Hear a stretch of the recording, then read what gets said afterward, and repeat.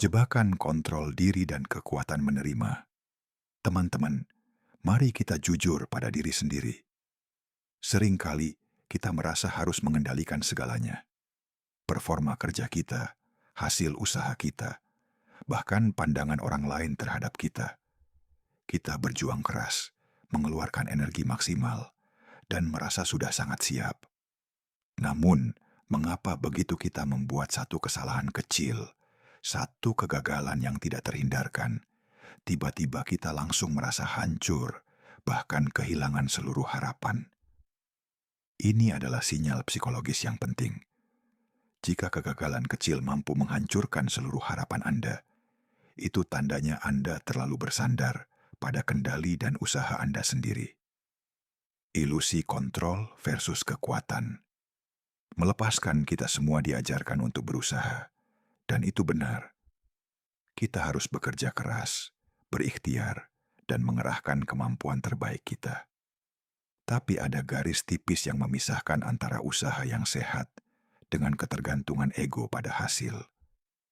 Masalahnya muncul ketika kita mulai meyakini keberhasilan ini murni karena kecerdasan saya, karena jam kerja saya, karena kesempurnaan kontrol saya.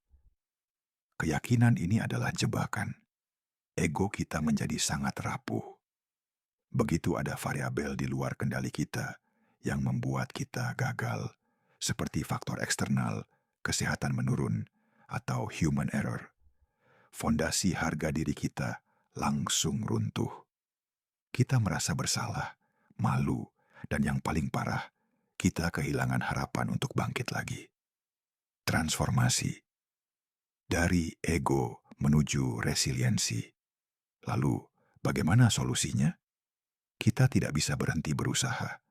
Kunci transformasinya adalah melepaskan ketergantungan pada hasil akhir. Ketika kita menyadari bahwa sebagian besar faktor dalam hidup ini berada di luar kendali mutlak kita, bahwa kita menerima banyak keberuntungan, bantuan, dan anugerah, entah dari semesta, Tuhan, atau orang lain, barulah kita menjadi pribadi yang tangguh. Usaha jadi optimal. Kita bisa berusaha 100% tanpa beban, karena kita tahu hasil akhirnya bukan tanggung jawab tunggal kita. Kita bebas dari ketakutan akan kegagalan. Mendapatkan kekuatan psikologis. Kita mencapai kondisi surrender, penyerahan, penerimaan. Ironisnya, saat kita berhenti berusaha mengontrol, saat itulah kita mendapatkan kedamaian dan kekuatan psikologis terbesar. Lihatlah orang-orang yang arogan dan hanya mengandalkan dirinya sendiri. Mereka cepat jatuh saat badai tiba. Bandingkan dengan orang yang rendah hati, yang selalu mengakui bantuan dari luar. Mereka lebih mudah bangkit, karena fondasi harapannya lebih luas daripada sekadar kemampuan pribadinya. Pemeriksaan diri untuk harapan yang abadi. Maka, mari kita jadikan ini sebagai pemeriksaan harian. Tanda Anda masih terlalu bersandar pada kendali diri. Ketika Anda membuat kesalahan, Anda langsung menyalahkan diri habis-habisan, merasa tidak berharga, dan berpikir, semua usahaku sia-sia. Tanda Anda bersandar pada harapan. Ketika Anda membuat kesalahan, Anda mengakui kesalahan itu sebagai bagian dari proses belajar. Segera bangkit, dan yakin bahwa ada anugerah, kesempatan yang lebih besar, yang menunggu, yang tidak tergantung pada kesempurnaan Anda hari ini.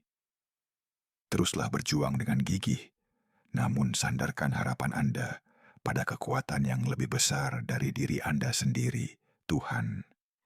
Dengan begitu, kegagalan tidak akan pernah bisa mencabut akar harapan Anda.